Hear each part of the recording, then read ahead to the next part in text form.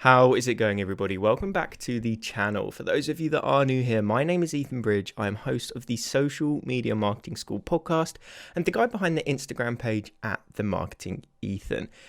Now, today, I want to talk about 3 different things that many people think are helping them, when in reality, they are actually hurting your brand and causing you to not sell as many products as you may think. So, without any further ado, let's just dive straight into the first point. And that is that you think sometimes being cheapest is being the best. Many will think that if they make their product cheaper than everybody else's on the market, then they are going to sell more than anybody else. When quite simply put, that will not be the case. And this is for a few reasons. Number 1, when you are the cheapest product, your only real selling point, the only real motivation you are giving people to buy your product is the fact that you are the cheapest. It will only take one competitor to come along, slash their prices, sell their product for cheaper than yours, and then the whole market that currently buys your product is going to go to them. Because your only key selling point, your only differentiator was the fact that you were cheaper than everyone else. So if someone becomes cheaper than you, people will stop buying from you. And because you are the cheapest, still doesn't necessarily mean people are going to buy from you. Because with being the cheapest comes negative connotations. People do think about cheap products and relate them to a poor service or not as much value. And although you may know for a fact that your product is better than everybody else's, people aren't going to think that way. The average person doesn't think like that. People want quality and they're willing to pay extra for that quality. If you are selling a product for, let's say, $24.99 and your competitor is selling it for $34.99, in reality, there's only a $10 difference here, or £10 difference, whatever currency you're selling in. So in the grand scheme of things, that's not a lot of money. So people will be willing to pay either. If the $34.99 product seems like it provides more value, somebody will buy that one, even though your product may provide more value and be cheaper, because yours has the negative connotations of being the cheapest. And with that, people may think, oh, it's cheap, it's not going to provide me with as much value. Now, another aspect to look at this from is that, do you sell a $19.99 product, or do you sell that product for $49.99? Because you could sell it for each, similar to what I've mentioned in that previous point. You think that you may sell more product being the cheapest because more people can afford your product. But let's say you want to make £1,000, $1,000. With your $19.99 product, you have to sell 50 units. But if you are selling a $49.99 product, you only have to sell 20. Now, I can assure you right now, it is much easier to find 20 people to purchase a $49.99 product than it is to find 50 people to buy a $24.99 product. And this can be the same for going even higher ticket. It's going to be much easier to find one person willing to pay $1,000, £1,000 for your product, because finding 50 people isn't easy. Sure, you could run ads, sure, you could pay an influencer to give you a shout out, but still the chance of finding 50 people in a short period of time isn't going to be easy. Whereas finding just one, to purchase a £1,000, $1,000 product, it's likely that you're probably going to do it quicker. Depending on your ad budget, of course. There are a lot of factors that will play into this. But you get the angle I'm trying to come from here. So think about it. Do you actually want to be the cheapest in the room? Sure, you may be affordable to more people, but that doesn't necessarily mean you're going to sell more. People don't always want the cheapest. People want quality, and they associate quality with a higher price. So being the cheapest won't necessarily bring you more sales. So in reality, you think it's going to improve the amount you sell. You think it's going to improve your brand. You think you're going to get more customers. But it's not always the case, because it only takes another person to come in, be cheaper than you, and then you lose all of your customers. Build a solid brand. Build something that people want to be a part of, like Apple. And then people will pay anything for your product. The iPhone isn't the best phone on paper, but people still buy it because it's Apple. That's what branding does, and that's what you need to do with your product. Make your brand bigger than the product itself, so no matter what you sell that product for, people will want to buy it. The second thing that is actually hurting your brand is saying yes to any client that approaches you or any request that a current client actually has. When you say yes to every client that approaches you for work, there's no real exclusivity to wanting to work with you because you work with everyone. Good, bad, big, small, you've just pretty much given your time and effort to everyone that's come towards you. Now you may think, right, the more clients I have, the more money I make, and your sole focus may be money, but that's not always going to be a good thing for you.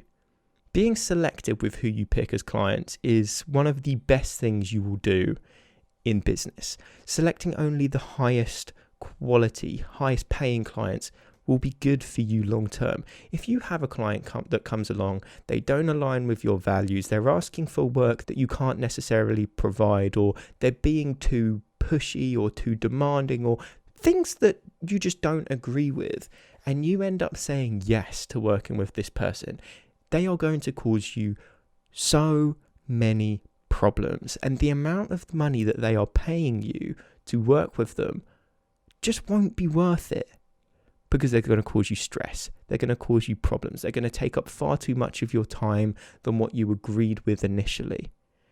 And long term, that's going to stop you from being able to work with other people. It's going to damage your reputation because they're going to complain and tell other people that you're not providing a good service when in reality you actually are. And this all turns into them damaging your reputation.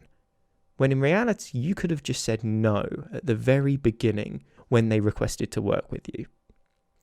So be selective with the clients you choose. When you are selective, it creates this exclusivity barrier. It's not you being desperate to work with anyone and everyone, because that's what it's going to appear like if you say yes. People will just think, oh, they're begging for business. They need it, so we can get any price off of them. And no matter what we say, they're going to say yes. When you create that exclusivity, it's not you wanting to work with other people, it's other people wanting to work with you.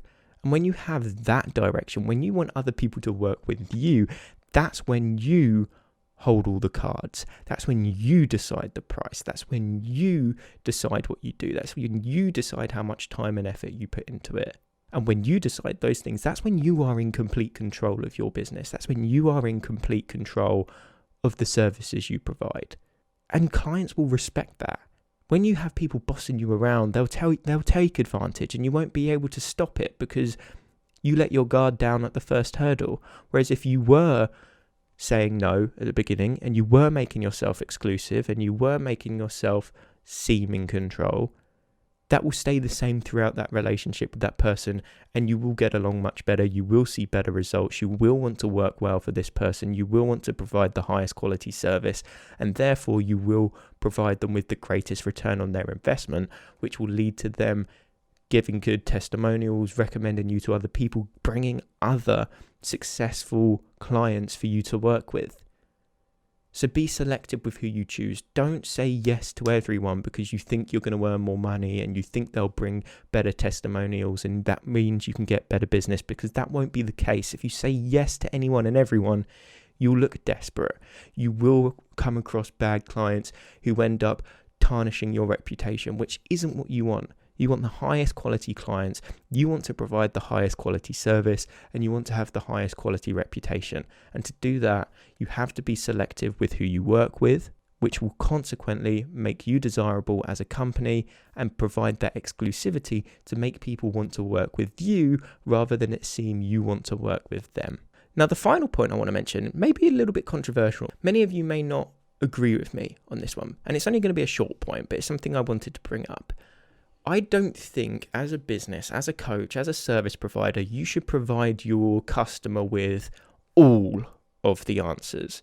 Many may think that it's within your duty, it's within your expertise. You have to give all the answers because that's what people are paying for. But I feel as if, as a coach, as a service provider, not giving all the answers is the better route to go down, because when you don't give all of the answers, that makes your customer think, that makes your client think about things. And when they have to think about things, they will see better results because they will have to tweak things. They will have to implement things themselves. They will have to learn more, which will make them appreciate the process and the input and the work much more than if you had just done everything for them.